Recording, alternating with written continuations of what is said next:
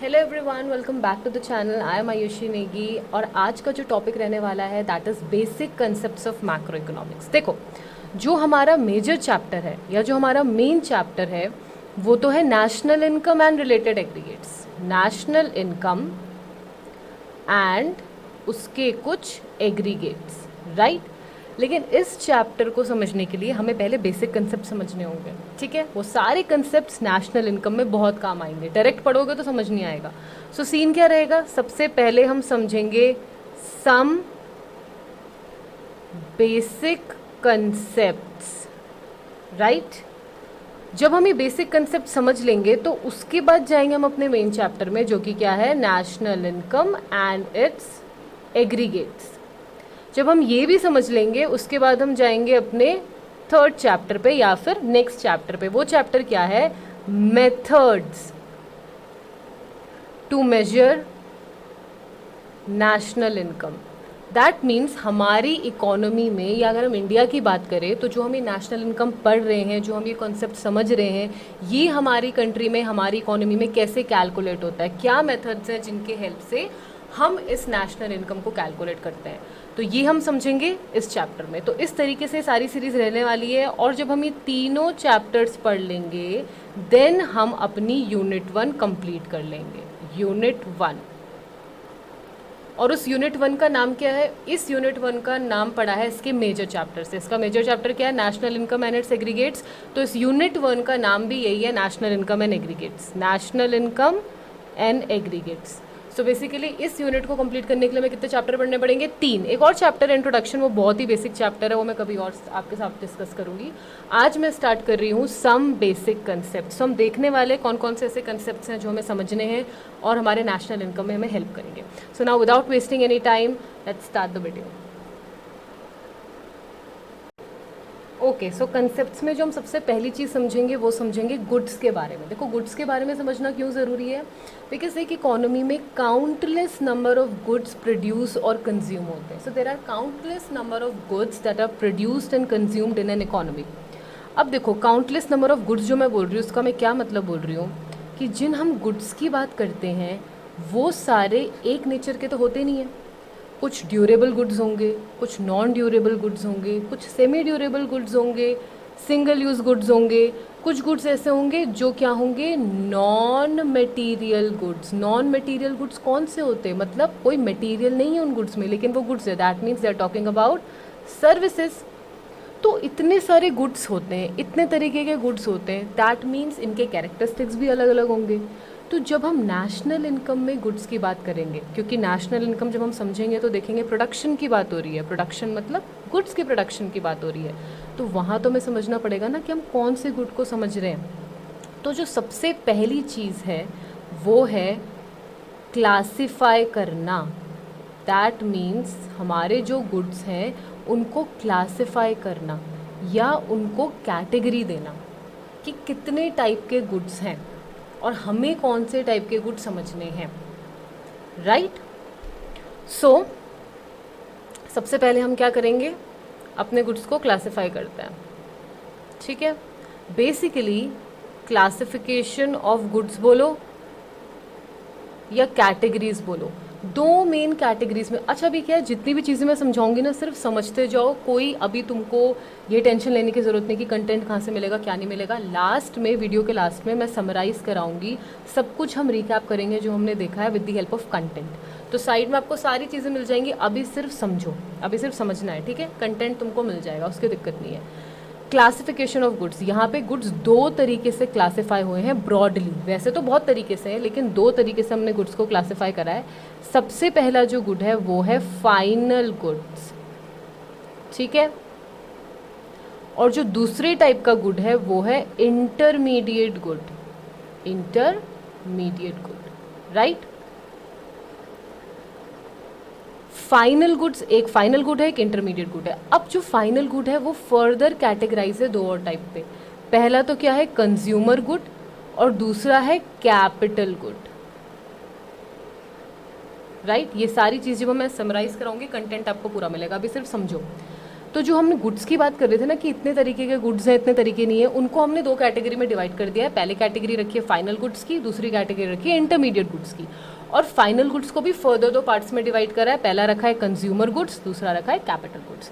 अब समझते हैं फाइनल गुड्स है क्या। देखो फाइनल गुड्स अगर तुम्हें पूरी टर्म देखो ना तो तुम्हें खुद ही समझ आ रहा है गुड्स क्या है। फाइनल, फाइनल मतलब कि ये गुड्स रेडी टू यूज़ हैं। दैट मीन्स इन अ वे ये फिनिश्ड गुड है, इनमें अब और कुछ प्रोडक्शन एक्टिविटी की ज़रूरत नहीं है, ये गुड है, तैयार है, रेडी टू यूज़ है। दैट मीन्स अगर मैं फाइनल गुड की बात करूँ तो मैं सबसे पहला पॉइंट इसमें लिख सकती हूँ that it has crossed the boundary line of production.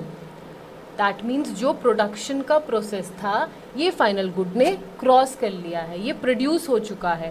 That means अब ये क्या बन गया है, फिनिश्ड गुड बन चुका है, रेडी टू यूज़ है। दूसरी चीज़ रेडी टू यूज़ किसके लिए है, इसके फाइनल यूज़र्स के लिए, इसके फाइनल यूज़र्स के लिए। अब जब कभी भी ये फाइनल यूज़र वाली वर्ड आता है ना तो बड़ा कन्फ्यूजन होता है कि फाइनल यूज़र मतलब हम हमेशा सोचते हैं कि जो कंज्यूमर होते हैं वही फाइनल यूज़र होता है, बट नहीं, इस चीज़ को ध्यान से समझो। मैं नेक्स्ट आपको क्लियर करके दिखा रही हूँ। जो फाइनल यूज़र्स होते हैं ना, final users, just give me a minute, जो फाइनल यूज़र्स होते हैं they can be consumers, they can be producers. जो गुड्स कंज्यूमर कंज्यूम कर रहे हैं उसे हम क्या बोलेंगे, कंज्यूमर गुड। जो फाइनल गुड प्रोड्यूसर यूज़ कर रहा है उसे हम क्या बोलेंगे, कैपिटल गुड्स। जैसे कि मिल्क है, कोई फूड आइटम है, या कोई इलेक्ट्रॉनिक का ही सामान है, राइट, टीवी है, रेडियो है, ये अगर एक हाउस होल्ड खरीद रहा है अपने फाइनल कंजम्पशन के लिए, सारे फिनिश्ड गुड्स हैं, राइट, अगर ये हाउस होल्ड अपने लिए खरीद रहा है तो इसे हम क्या बोलेंगे, consumer good, because this is being used by the consumer. लेकिन अगर कोई ऐसा गुड है जैसे कि मशीनरी हो गई, कोई इक्विपमेंट हो गया, कोई टेक्नोलॉजी हो गई, लैंड हो गया, दैट मीन्स अगर कोई फिक्स्ड एसेट्स हैं और उसे कोई परचेज कर रहा है, दैट मीन्स कौन करेगा, प्रोड्यूसर प्रोड्यूस करेगा। प्रोड्यूसर क्यों इन चीज़ों को प्रोड्यूस कर रहा है, क्यों इन चीज़ों को ले रहा है, ताकि वो आगे प्रोडक्शन और अच्छा कर पाए, इन गुड्स को प्रोड्यूस कर पाए, राइट। अब क्या हो रहा है, अगर किसी प्रोड्यूसर ने मशीनरी खरीदी, ये मशीनरी अपने आप में फिनिश्ड गुड है, प्रॉपरली बनी हुई है, लेकिन वो इस गुड को खरीद रहा है ताकि वो और प्रोडक्शन प्रोसेस कर पाए। सो ये गुड क्या होगा, एक फिक्स्ड एसेट्स है। देखो एसेट्स हमेशा कौन से होते हैं ना कि फ्यूचर में अगर आप उन्हें बेचो तो उनके अगेंस्ट आपको पैसा मिले, वो वैल्यूएबल्स होते हैं। तो जो ये प्रोड्यूसर की मशीनरी है, इक्विपमेंट है, लैंड है, ये इसे अच्छा खासा रिटर्न तो देगी ना। जहाँ वो कम प्रोडक्शन कर पा रहा था, now with the help of technology, with the help of machinery, he can produce more. So ये इसके लिए क्या है, कैपिटल गुड है। So any final goods which is used by producer, it is known as capital good, and any good which is used, final good which is used by consumer for final consumption, वो क्या होगा, consumer good, right.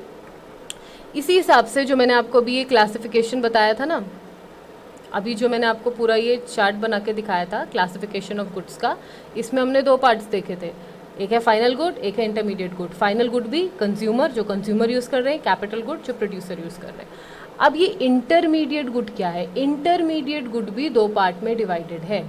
Intermediate मतलब, intermediate का मतलब अगर आप देखो, something which is in between, that means वो अभी प्रोडक्शन प्रोसेस में कहीं है, वो अभी फाइनली कोई एक आउटपुट लेके नहीं आई है, लेकिन वो एक प्रोडक्शन प्रोसेस में। सो हम बोल सकते हैं that intermediate goods means raw materials. कोई भी ऐसा इनपुट, कोई भी ऐसा गुड जो as a raw material use हो रहा है, जो as a raw material use हो रहा है एक प्रोडक्शन प्रोसेस के लिए, उसे हम बोलते हैं इंटरमीडिएट गुड्स। फाइनल गुड्स तो क्या थे, फिनिश्ड गुड्स, लेकिन इन फिनिश्ड गुड्स को बनाने के लिए हमें किसकी हेल्प लेनी पड़ती है, इंटरमीडिएट गुड्स की। सो ये तो हो गया रॉ मटेरियल, राइट। लेकिन यहाँ पे एक और कंसेप्ट आता है, वो आता है रीसेलिंग का।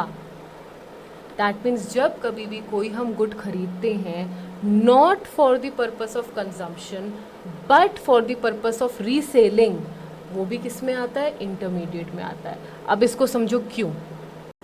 ओके, सो ये डिसाइड कर पाना कि कौन सा गुड इंटरमीडिएट है, कौन सा गुड फाइनल है, ये हम नहीं डिसाइड करेंगे। मतलब ऐसी कोई कैटेगरी नहीं है जिसमें हम ये रख पाएँ कि ओके ये सारे गुड्स फाइनल हैं, ये सारे गुड्स इंटरमीडिएट है। कौन सा गुड फाइनल गुड है, कौन सा गुड इंटरमीडिएट गुड है, वो टोटली डिपेंड करेगा एंड यूज पे। दैट मीन्स उसका एंड यूज़र कौन है या फिर उसका एंड यूज़ क्या है। इसका सिंपल से एग्जाम्पल देख लो आप मिल्क का, ठीक है। अब कोई बोले कि मिल्क फाइनल गुड है, तो हम उससे बता सकते हैं कि नहीं ये इंटरमीडिएट गुड भी हो सकता है। अगर कोई बोले मिल्क इंटरमीडिएट गुड है, तो हम उससे कह सकते हैं नहीं ये फाइनल गुड भी हो सकता है। So a good can be anything, a good can be final good, a good can be intermediate good. It totally depends on its end use या who is the end user. For example milk है, अगर ये milk कोई house hold purchase करता है तो क्या होगा, अपने कंजम्पशन के लिए यूज़ करेगा ना। That means this milk is acting as final good. और फाइनल गुड भी कौन सा वाला, कंज्यूमर गुड वाला, कैपिटल गुड वाला नहीं। लेकिन अगर यही मिल्क कोई बेकरी वाला परचेज करता है, राइट, क्यों परचेज कर रहा है, ताकि वो इस मिल्क से केक बना पाए या इस मिल्क से कुकीज़ बना पाए।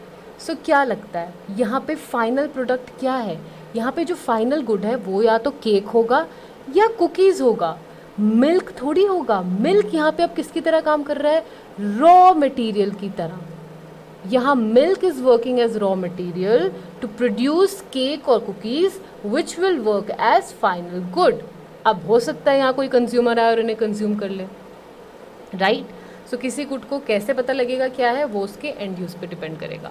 दूसरी चीज़, दूसरा एग्जाम्पल देखते हैं, बहुत मेन है। और एक चीज़ तुम्हें पता है, अभी मैं जब हम सारा ये पढ़ लेंगे तो मैं तुमको डिफ्रेंशिएट भी करके बताऊंगी, like what is the difference between final good and your intermediate good. पहला डिफरेंस तो यही है कि एंड यूज़र है। दूसरा इसमें जो एक मेन चीज़ समझने आती है वो है value addition. Value addition that means जो फाइनल गुड होता है ना, उसमें कोई वैल्यू ऐड नहीं होती। दैट मीन्स अगर मैं ये केक खरीदने गई, मुझे पड़ा ये 500 रुपये का, तो ये 500 रुपये इसका प्राइस है, इसमें अब कुछ ऐड ऑन नहीं हो सकता, राइट।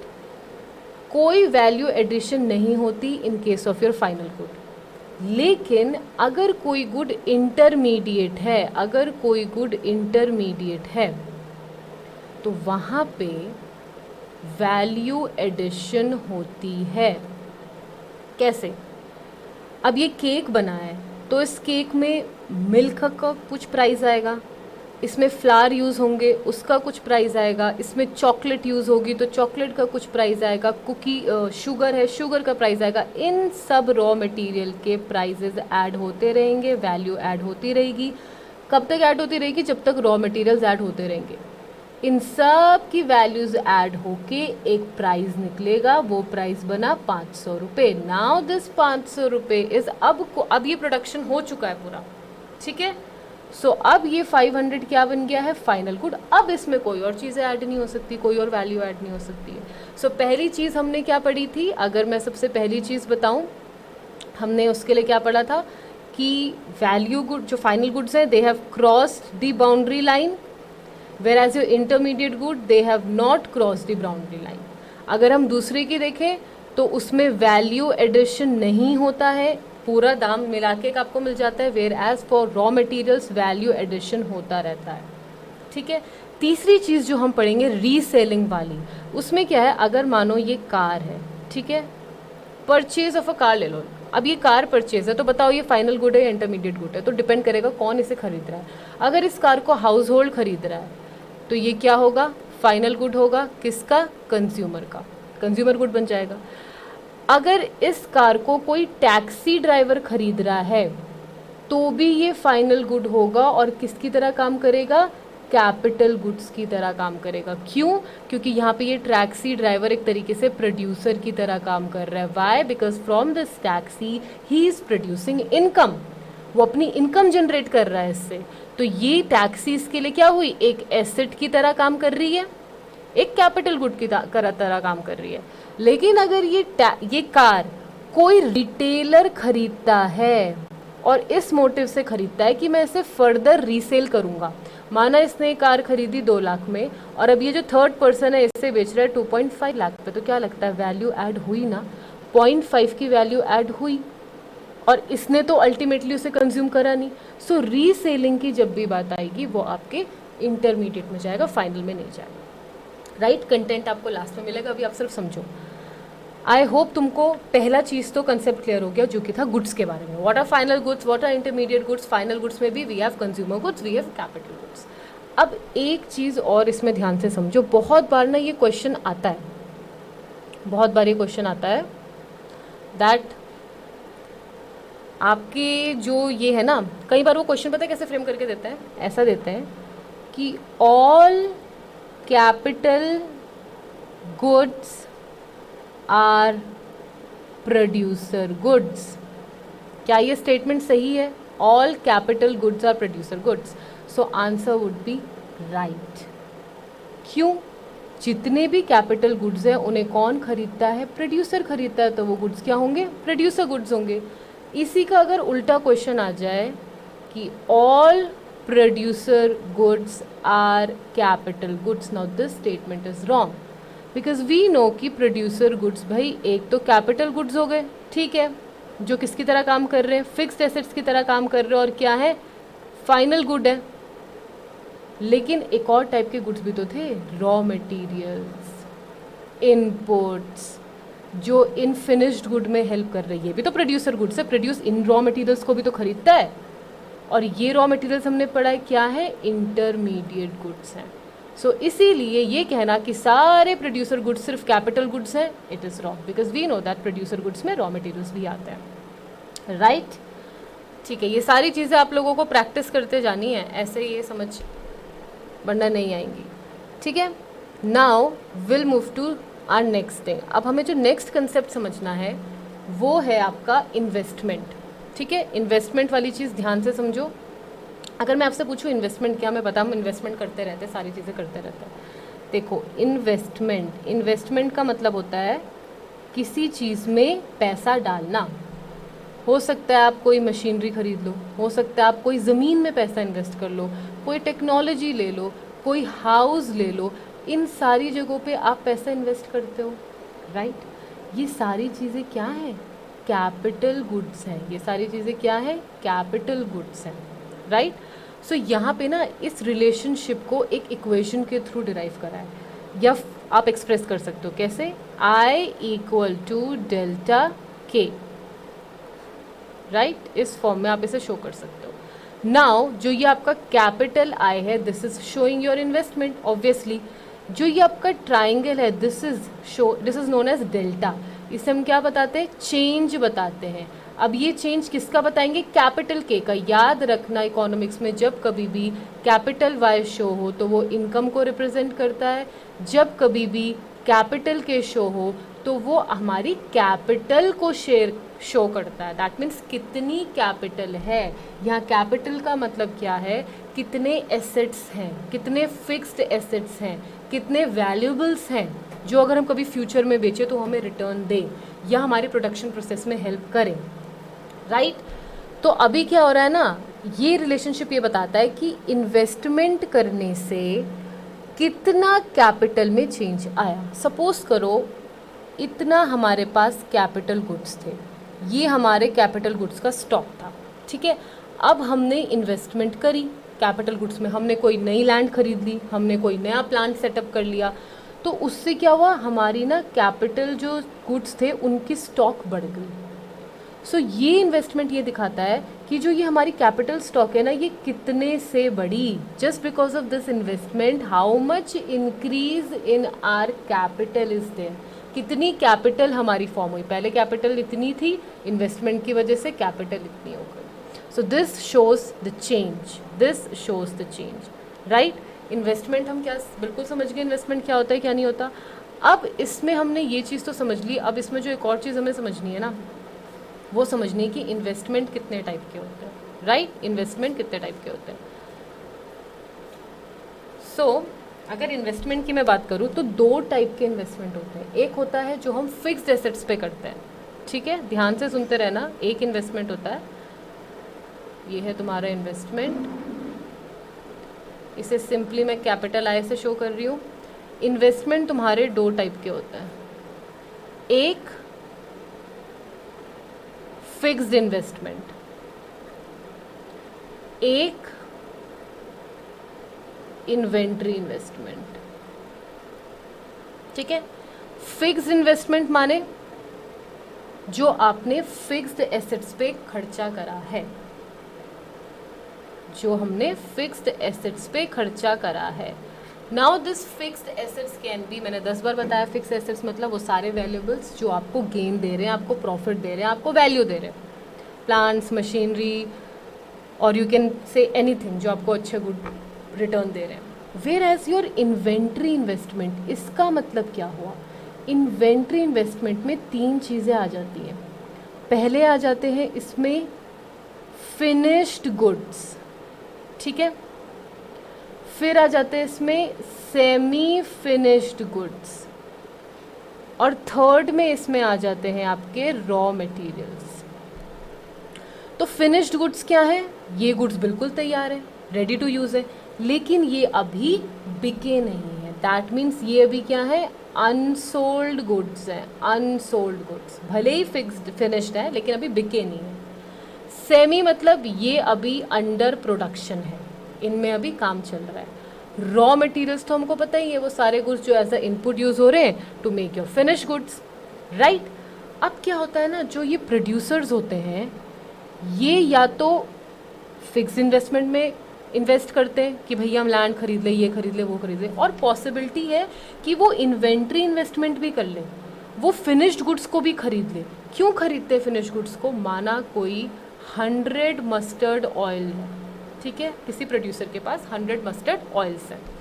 अब हो सकता है इन ऑयल्स की डिमांड बढ़ गई, बहुत ज़्यादा कंज्यूमर्स आ गए, खरीद रहे हैं। अब इसके पास सिर्फ 20 मस्टर्ड ऑयल्स रहते हैं, इसे पता है कि ये 20 कभी भी ख़त्म हो सकते हैं, मेरे पास तो बचा ही नहीं अब स्टॉक। तो वो क्या करेगा, जो ये मस्टर्ड ऑयल वाले गुड्स हैं उनको और खरीदेगा। दैट मीन्स जो यहाँ पे फिनिश्ड गुड्स तैयार हैं उनको और खरीदेगा। क्यों खरीदेगा? ताकि फ्यूचर के डिमांड्स को मीट कर पाए, राइट। रॉ मटेरियल्स क्या होता है? रॉ मटेरियल्स पे भी प्रोड्यूसर खर्चा करता है। क्यों करता है? ताकि अगर वो अपने हैंड से प्रोडक्शन कर रहा है तो उसके प्रोडक्शन में रुकावट ना आए, वो अच्छी तरीके से प्रोड्यूस होता रहे। माना 100 स्टॉक करें तो रॉ मटेरियल्स की हेल्प से 200 हो जाएंगे, फ्यूचर में डिमांड आएगी तो उन्हें फुलफिल कर देगा। तो प्रोड्यूसर रॉ मटेरियल में भी करता है, फिनिश गुड्स में भी करता है, सेमी गुड्स जो गुड्स प्रोडक्शन में चल रहे हैं उन पे भी इन्वेस्ट करता है, और साथ के साथ फिक्स्ड इन्वेस्टमेंट भी करता है। सो हमने समझ लिया इन्वेस्टमेंट क्या होता है। इन्वेस्टमेंट मीन्स जो भी हम इन्वेस्ट करते हैं एंड विद दैट जो हमारे कैपिटल स्टॉक में चेंजेस आते हैं। इन्वेस्टमेंट हमने दो टाइप की पढ़ ली है, fixed investment and your inventory investment. Fixed investment means investment done on fixed assets. Inventory investment means investment done on unsold goods या रॉ मटेरियल्स में या सेमी में, ताकि वो फ्यूचर डिमांड को मीट कर पाए, राइट। अभी सिर्फ समझो, अभी बार बार बोल रही हूँ, सिर्फ समझो। नोट्स आप इससे भी बना सकते हो, लास्ट में जब रिकैप देखेंगे तो सारा कंटेंट तुमको प्रॉपरली मिलेगा, राइट। अब देखो इससे ना एक चीज़ और निकल के आई है। वो चीज़ क्या निकल के आई है? एक फॉर्मूला जो अभी हमने ये पढ़ा ना, स्टॉक।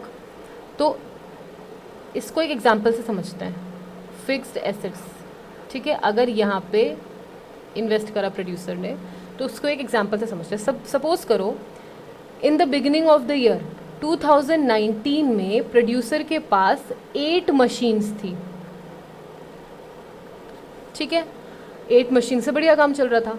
लेकिन प्रोड्यूसर को लगा यार कि मेरे को और प्रोडक्शन अपना बढ़ाना है, लार्ज स्केल करना है, मेरे को ज़्यादा लेवल पे इसको लेके जाना है। उससे लगता है कि 8 मशीन से काम हो नहीं पाएगा, मेरे को इन्वेस्ट करना चाहिए इसमें और इन्वेस्टमेंट जो मैं करूँगा उससे मैं क्या करूँगा, और मशीन्स खरीदूँगा। So in the beginning of the year कितनी मशीन्स थी? 8 मशीन्स थी। इन्वेस्टमेंट करने से एंड में 2019 के एंड तक आते आते उसके पास 10 मशीन्स हो गई, राइट। तो अब मेरे को बताओ इस इन्वेस्टमेंट ने उसे कितनी मशीन्स दी एक्स्ट्रा? 2 मशीन ही तो थी, 8 तो उस पर पहले थी, जैसे उसने खर्चा करा 8 से 10 हो गई, दैट मीन्स 2 मशीन और खरीदी होगी। सो इससे ना फॉर्मूला आता है चेंज इन स्टॉक का। स्टॉक बढ़ गया ना, उसका स्टॉक चेंज हो गया ना, पहले स्टॉक 8 मशीन्स का था, अब स्टॉक 10 मशीन का हो गया, तो कैसे निकलेगा? इसका फॉर्मूला क्या बनेगा चेंज इन स्टॉक का? That stock of fixed assets at the end of the year minus stock of fixed assets at the beginning of the year. End of the year में कितना था 10, बिगिनिंग ऑफ द ईयर में कितना था 8, तो change in stock कितना आया? 2 machine से आया। दैट मीन्स कितनी बड़ी मशीन और कितना स्टॉक चेंज हुआ? 2 मशीन से चेंज हुआ। सो जो भी आपको फॉर्मूले दिए जाते हैं ना चेंज इन स्टॉक, क्या दिया जाता है? अगर हम नेशनल इनकम जो पढ़ेंगे उसमें हम देखेंगे चेंज इन स्टॉक का फॉर्मूला होता है। क्या होता है चेंज इन स्टॉक का formula? Closing stock minus opening stock. तो वो यहीं से निकला है, वो इसी कंसेप्ट से निकला है। ठीक है, अब हमने क्या क्या पढ़ लिया? गुड समझ ली, इन्वेस्टमेंट समझ लिया। अब इस इन्वेस्टमेंट को समझाने के पीछे मेरा एक मोटिव था, वो क्या था? एक और बढ़िया कंसेप्ट को समझना, जो कि क्या है? ग्रॉस इन्वेस्टमेंट, नेट इन्वेस्टमेंट और डेप्रिसिएशन। हमारे पास 3 चीज़ें आती हैं, तीनों बहुत मेन है। पहले है ग्रॉस इन्वेस्टमेंट, दूसरा है नेट इन्वेस्टमेंट, तीसरा है डेप्रिसिएशन। Depreciation, right?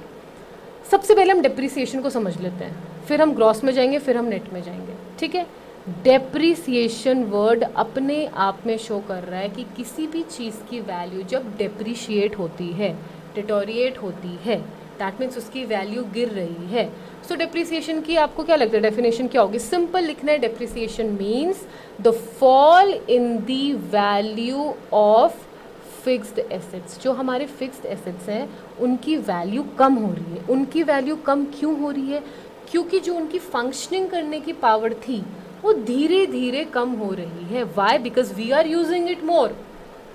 और ये तो मशीनरी है, ये तो टेक्नोलॉजी है, ये तो चेंज होगी। तो डेप्रिसिएशन का मतलब fall in the value of fixed assets. इसके कुछ रीजंस हैं, like what are the reasons of depreciation? सबसे पहला रीजन तो क्या होगा? Normal wear and tier.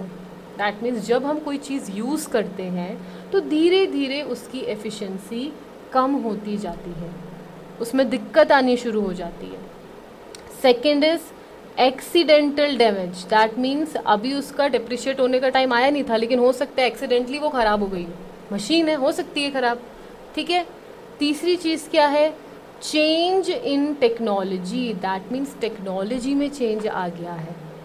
ठीक है, जो टेक्नोलॉजी हम यूज़ कर रहे थे वो पुरानी हो गई, ऑब्सोलीट हो गई, नई टेक्नोलॉजी हमें लेनी पड़ेगी ना, तो रिप्लेस करना पड़ेगा। दैट मीन्स जो पुरानी टेक्नोलॉजी हमारे पास है वो ऑब्सोलीट हो गई, उसके दाम कम हो गए, तो fall in value of this technology.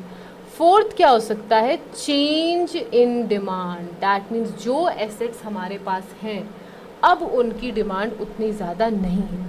तो किसी की डिमांड अगर कम होती है, ये तो हमने पढ़ा अपना लॉ ऑफ डिमांड में, अगर किसी की डिमांड कम होगी तो उसे लोग खरीदना ही नहीं चाहेंगे। जब खरीदना ही नहीं चाहेंगे तो वो चीज़ वैसी की वैसी पड़ी रह जाएगी, जिसकी वजह से उसके प्राइस क्या होंगे?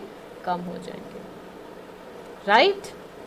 किसी की भी अगर डिमांड में कमी आती है तो प्राइजेस भी गिरते हैं। राइट? सो ये कुछ रीजंस है जिसकी वजह से जो फिक्स्ड एसेट्स की वैल्यू है वो डिक्रीज होगी। तो डेप्रिसिएशन हमने समझ लिया। अब जब हमने डेप्रिसिएशन का कंसेप्ट समझ लिया, अब ज़रा फटाफट से समझ लेते हैं what is gross and what is net. कुछ भी नहीं है। ग्रॉस का मतलब होता है टोटल, जिसमें सारी चीज़ें इंक्लूडेड हो। तो ग्रॉस इन्वेस्टमेंट मतलब जो भी इन्वेस्टमेंट करा है प्रोड्यूसर ने at the beginning of the year on capital goods. अभी हम कैपिटल गुड्स की बात कर रहे हैं ना। सो कोई भी investment in the beginning of the year अगर किसी प्रोड्यूसर ने कर रहा है कैपिटल गुड में, उसे हम क्या बोलेंगे? Gross investment. What is net? याद रखना, जब कभी भी नेट वर्ड आए दैट मीन्स कुछ ना कुछ सब्ट्रैक्ट हो रहा है, और नेट हमेशा रियलिटी को शो करता है। अगर सिंपली मैं तुमको बताऊँ, दैट मीन्स एक्चुअल हकीकत क्या है। नेट का मतलब, नेट का अगर मैं फॉर्मूला तुम्हें बताऊँ तो पता है कैसे निकलेगा? नेट इन्वेस्टमेंट मतलब ग्रॉस इन्वेस्टमेंट जो तुम्हारी टोटल इन्वेस्टमेंट थी माइनस योर डेप्रिसिएशन। तो ग्रॉस इन्वेस्टमेंट से जब डेप्रिसिएशन माइनस होगा आपको नेट इन्वेस्टमेंट मिल जाएगी। इसको ना और अच्छे से समझते हैं कि एग्जाम्पल की हेल्प से, फिर बिल्कुल क्लियर हो जाएगा। ध्यान से देखना। देखो, सपोज करो कोई मशीन है, ठीक है, किसी प्रोड्यूसर ने कोई मशीनरी परचेज करी at the rate of 2 lakh, ठीक है, 2 लाख की मशीनरी खरीदी। अब क्या लिखा है, लेकिन जब उसने मशीनरी खरीदी तो जिससे खरीदी उसने बोल दिया कि सर इसकी जो लाइफ है वो कितने टाइम तक चलेगा, ये 10 साल तक चलेगा। दैट मीन्स इसकी यूज़फुलनेस कितनी है, 10 साल तक। बोलते हैं ना जब हम कोई चीज़ खरीदते हैं तो बोलते हैं ना कितनी गारंटी है, कितनी वारंटी, 1 साल की, 2 साल की, 5 साल की, मतलब 5 साल बाद हो सकता है ख़राब हो जाए पर 5 साल तक तो नहीं होगी। तो जब उसने ये मशीनरी खरीदी 2 लाख की उसको पड़ी और उसको जिसने सेल करा उसने बोला कि इसकी जो ड्यूरेबिलिटी है या इसका जो यूज़फुलनेस है, इसकी जो लाइफ है वो 10 साल तक है, फॉर 10 ईयर्स। तो याद रखना अगर 10 साल तक इसकी वर्किंग पार है, दैट मीन्स जैसी 11th ईयर आएगा पॉसिबिलिटी ये ख़राब हो जाए या इसकी एफिशिएंसी में कमी आ जाए, है ना। तो हो क्या रहा होगा, ये हर साल कुछ ना कुछ डेप्रिशिएट हो रही होगी।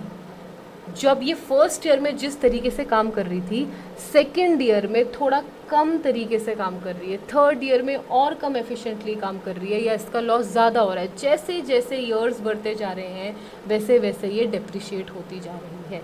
तो हमको निकालना पड़ेगा कि 1 साल में, जैसे ये दूसरा, ये तीसरा, ये चौथा, ये पाँचवा, तो हमें निकालना पड़ेगा कि जब ये 1 ईयर में थी ये 2 लाख की थी, ठीक है, तो नेक्स्ट ईयर तक आते आते इसकी वैल्यू कितनी कम हो रही है। तो याद रखना जब कभी भी हम कोई पर की चीज़ निकालते हैं तो हम क्या करते हैं, हमेशा डिवाइड करते हैं ना।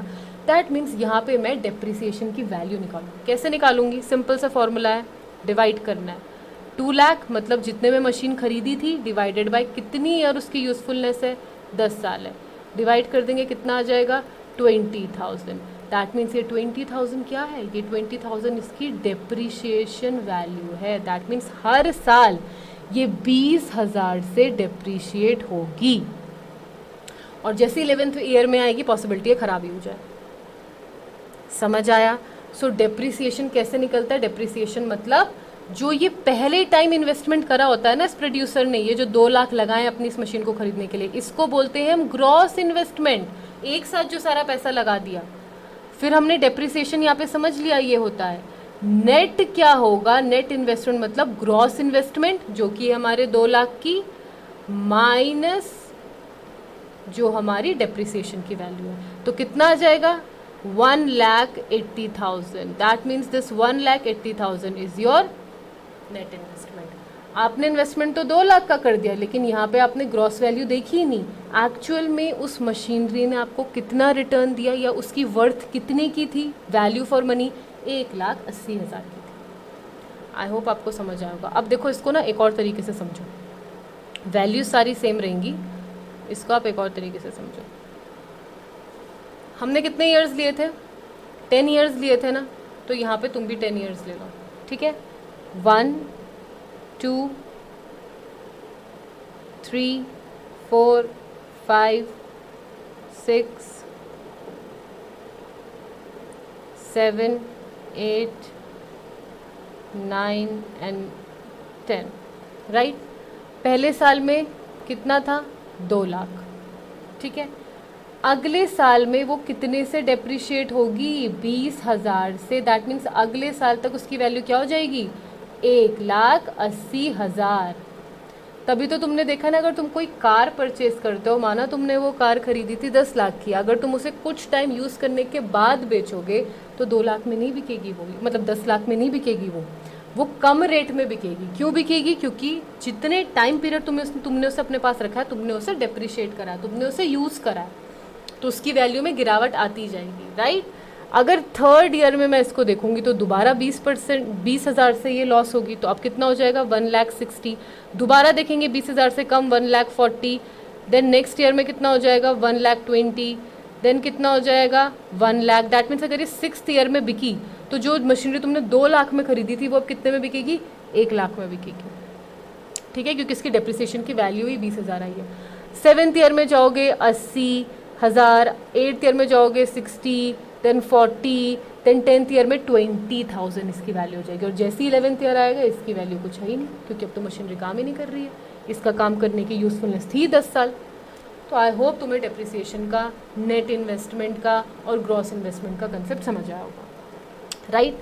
अब हम इसमें नेक्स्ट चीज़ देखनी है, जो नेक्स्ट कंसेप्ट, अभी हमने क्या क्या पढ़ा है, गुड्स के बारे में पढ़ा, फाइनल गुड क्या है, इंटरमीडिएट गुड क्या है, इन्वेस्टमेंट के बारे में पढ़ा, दो टाइप के इन्वेस्टमेंट देखी हमने, फिक्स इन्वेस्टमेंट, इन्वेंट्री इन्वेस्टमेंट, हमने ग्रॉस इन्वेस्टमेंट देखा, नेट इन्वेस्टमेंट देखा, डेप्रिसिएशन देखा। अब जो हम चौथी चीज़ यहाँ समझेंगे वो हम क्या समझेंगे, स्टॉक और फ्लो का कंसेप्ट बहुत मेन है। स्टॉक और फ्लो का कंसेप्ट, सारी चीज़ें नेशनल इनकम में काम आएगी। ये है तुम्हारे पास स्टॉक, ये है तुम्हारे पास फ्लो, ठीक है। अपने आप नाम से पता लग रहा है कि दोनों अपने में बहुत डिफरेंट है। स्टॉक मतलब किसी भी चीज़ का स्टॉक, सिंपल सा, हम जैसे राशन खरीदते हैं, राशन खरीद के लिए आए, घर में हमने स्टॉक बना दिया, तो वो क्या है, stock. That means something which is static, something which is static, हम उसे भी चेंज नहीं कर सकते हैं। या हम अपने जो स्टॉक को मेजर करते हैं ना, that we measure at a particular point of time, at a particular point of time, that means एक समय में वो चीज़ कितनी है। वेयरएज फ्लो, नाम से पता लग रहा है फ्लो, फ्लो कर रहा है वो, तो फ्लो का जो भी कंसेप्ट होता है that is your dynamic concept, वो चेंज हो सकता है, वो फ्लक्चुएट हो सकता है, राइट। और जब कभी हम फ्लो की बात करते हैं that we measure over a period of time, कि पूरे पीरियड के दौरान कैसी कैसी सिचुएशंस रही। समझ आया। एक चीज़ याद रखना, स्टॉक और फ्लो में जो स्टॉक कंसेप्ट होता है ना, वो कभी भी टाइम बाउंडेड नहीं होता। टाइम बाउंडेड क्यों होगा, क्योंकि तो वो हम एक पर्टिकुलर टाइम पे देख रहे हैं ना, टाइम बाउंडेड नहीं है। वेरएज जो फ्लो है वो टाइम डायमेंशनल है, बिल्कुल है, पर आवर, पर वीक, पर मंथ क्या चेंजेस हो रहे हैं, क्या चेंजेस नहीं हो रहे हैं, क्या चीज़ें फ्लक्चुएट हो रही हैं, वो सारी फ्लो में आएंगी। So it is definitely time dimensional. Whereas your stock static चीज़ है, एक पर्टिकुलर टाइम पे क्या हुआ है, it is not time dimensional. अब इसको बेहतर तरीके से समझते हैं कि एग्जाम्पल की हेल्प से, ठीक है। सपोज करो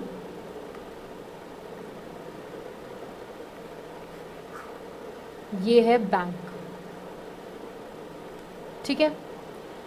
अब तुम मंथली यहाँ कर रहे हो डिपॉजिट, ठीक है।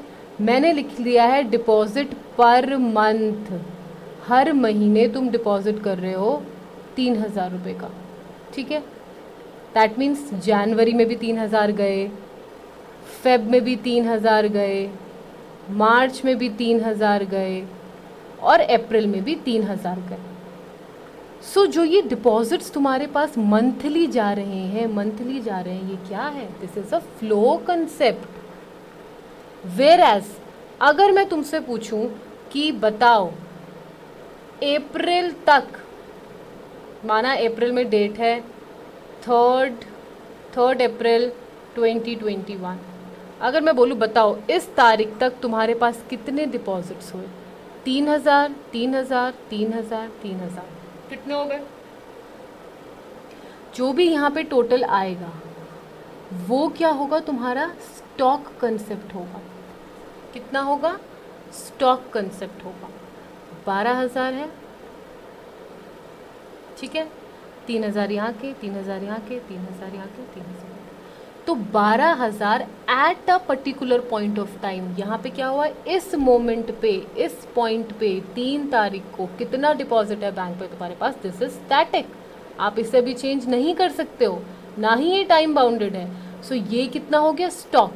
वेरएज यहाँ पे जो ये मंथली जा रहा है this is time bounded, her month जा रहा है, plus it is changing. Changing ऐसा नहीं कि आज 3 करा कल 4 करा, चेंज मतलब वो चीज़ डायनेमिक है, इट इज़ मूविंग, जैन में भी गई, फेब में भी गई, मार्च में भी गई। सो ये क्या है, it is a flow concept, ये क्या है, स्टॉक कंसेप्ट। इसी तरीके से अगर आप विड्रॉ करते हो, आप हर महीने 1,000 रुपये विड्रॉ करते हो, हर महीने। सो हर महीने का विड्रॉल अगर पर मंथ है तो वो क्या हो जाएगा, फिर से फ्लो कंसेप्ट, राइट। सो याद रखना, कई बार ना जब हम इनके एग्जाम्पल्स पढ़ते हैं ना, तो उसमें लिखा होता है, बहुत बार मैंने देखा है बुक्स में, यहाँ पे लिखा होता है स्टॉक, यहाँ पे लिखा है फ्लो, एग्जाम्पल्स दे दिए हैं कि बैंक डिपॉजिट्स स्टॉक कंसेप्ट है, और जो हम इंटरेस्ट पे करते हैं, इंटरेस्ट देखो हम इंस्टॉलमेंट्स में पे करते हैं ना, बारी बारी पे करते हैं, तो it is time bounded, it is moving, तो वो फ्लो कंसेप्ट है।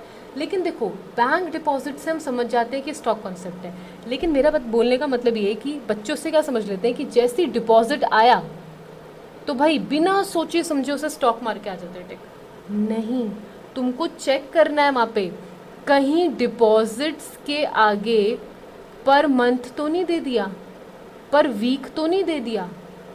अगर पर मंथ दे दिया, पर वीक दे दिया, दैट मीन्स वो जा रही है। जैसे डिपॉजिट्स तो यहाँ पे भी थे, लेकिन ये क्या है, फ्लो कंसेप्ट है। क्यों? क्योंकि पर मंथ जा रहा है। यहाँ पे भी डिपॉजिट्स की बात हुई है, लेकिन एक पर्टिकुलर पॉइंट ऑफ टाइम पे, यहाँ over a period of time पे बात हुई है, that means over these months. I hope तुमको समझ आया होगा। सो जब कभी भी स्टॉक और फ्लो के एग्जाम्पल्स देखोगे तो क्लैरिटी रखना, क्वेश्चन पेपर में भी आए तो ध्यान से पढ़ना, ये नहीं डिपॉजिट आ गया तो सीधे स्टॉक मार दिया। देख लेना पर मंथ की बात तो नहीं कर रहा है, पर वीक की बात तो नहीं कर रहा है, कहीं फ्लो कंसेप्ट तो नहीं है। सो एग्जाम्पल्स अभी हम इसके और भी देखेंगे लास्ट में, ठीक है। अब हमने स्टॉक और फ्लो भी समझ लिया, एक और चीज़ इसमें समझनी है। वो चीज़ क्या है? Factor payments and transfer payments. ये भी बहुत ज़रूरी है। देखो जितने कंसेप्ट हम यहाँ समझ रहे हैं, ये हम किसके लिए समझ रहे हैं? अपने मेजर चैप्टर के लिए, जो हमें नेशनल इनकम और एग्रीगेट्स पढ़ना है, ठीक है। सो अभी यहाँ पे हमें क्या समझना है? Factor payments, transfer payments. याद रखना फैक्टर पेमेंट्स मतलब जो फैक्टर्स ऑफ प्रोडक्शन को दिए जाते हैं।